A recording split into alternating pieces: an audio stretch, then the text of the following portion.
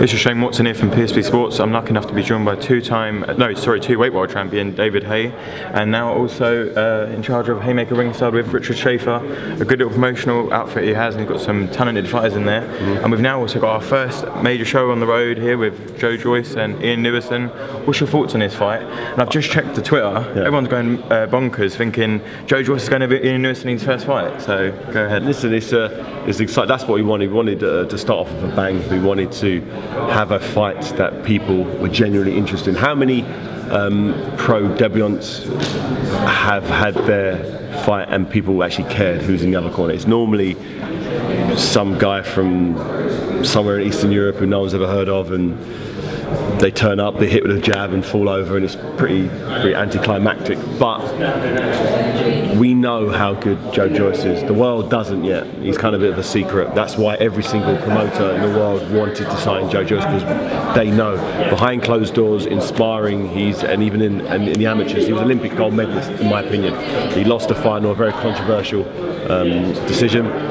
World Championship bronze medal, European gold, Olympic silvers. This guy is the real deal. Now he's got a fantastic coach in Ismael Salas, working with him, who's trained some of the greatest Cuban skilled fighters, Redondo, Gamboa, Felix Savon, some of the greatest, Casamayor, some of the greatest ever slick boxers this guy has worked with and taught. He taught Felix Savon how to box.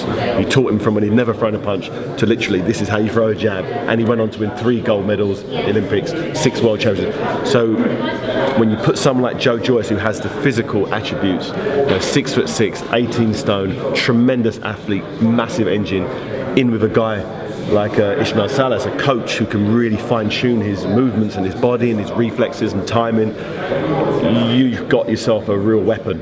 And that's exactly what Joe Joyce is. And unlucky for Ian Lewison, he's in with probably by far the best opposition he's ever faced. He doesn't know that yet. He thinks he's into a guy who's never had a pro fight. When we get into round 5, 6, 7, Ian Lewison's going to be hoping that this guy runs out of steam, and that's just not going to happen.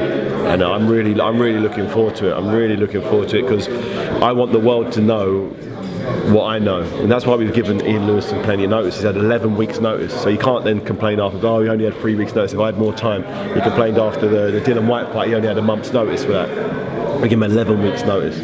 That's ample time to get himself in prime condition, and he is. He's getting paid well. He's ready to go. And I know in a fair fight, Joe wins this fight all day long. And I don't want there to be any excuses. I want people to watch this and think, this is the next guy. This guy's ready for a Commonwealth title. He's ready for a British title. I want people to see what we see, and I believe Ian Lewison is the type of guy who'll be able to bring out the best in Joe Joyce. Richard Schaefer also said in an interview with ESPN that he believes if, obviously all being well in this fight, it comes for a comfortable, relatively, well, for him, easy victory, he could be fighting Lemro Thomas, potentially his second pro fight for a Commonwealth title. Is that maybe pushing him a little too far? Is that unrealistic, or would you say? I think I'm not sure if he could do it in his second fight. I believe physically he could do that. I believe if the fight is made in his second fight, he'll win that. Whether that's available or not, I don't know. I know there's a mandatory for the Commonwealth title. I'm not sure who that is. But if the fight presents itself, I'd have no qualms in putting Joe Joyce in with Lemro Thomas for the Commonwealth title. If that was presented itself, I believe Lemro wouldn't hear the final bell. I know it's crazy to say that against someone who's never had one pro fight, but you guys don't know what I know.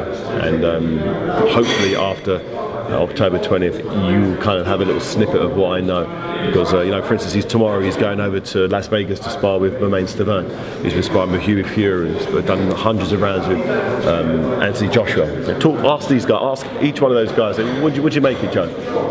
How do you think he's going to get on against the likes of Lemro Thomas or Ian Lewison? I guarantee everyone is going to eat them up, eat them for breakfast. And also a little bit on one of your other fighters you brought in, Michael Venom Page. I mean, I know this is a transition for him, and also what interested you to bring that kind of style in? I've always been a fan of his from the moment I saw him in the MMA cage to going to his gym You know, Marius and Alexis have London shoot fighters, and I go down to their gym regularly, and I've seen him sparring, and I'm like, why is this guy not boxing?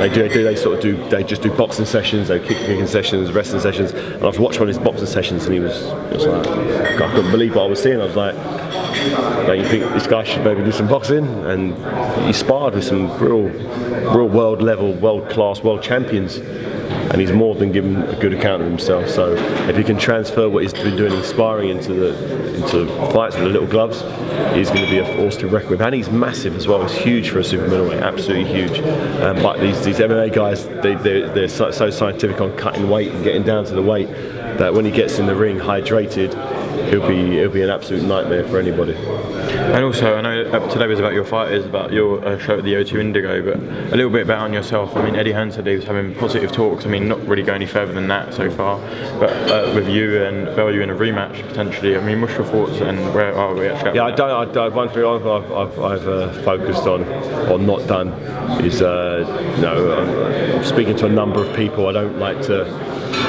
say, oh, well, this guy with this close and this close, this percent happening. All it does is bad luck, so I just until I've got it signed, sealed, delivered, nobody knows. And even when they do, I won't say, maybe I'm talking to a number of people, I won't say, oh, I was this close with this guy.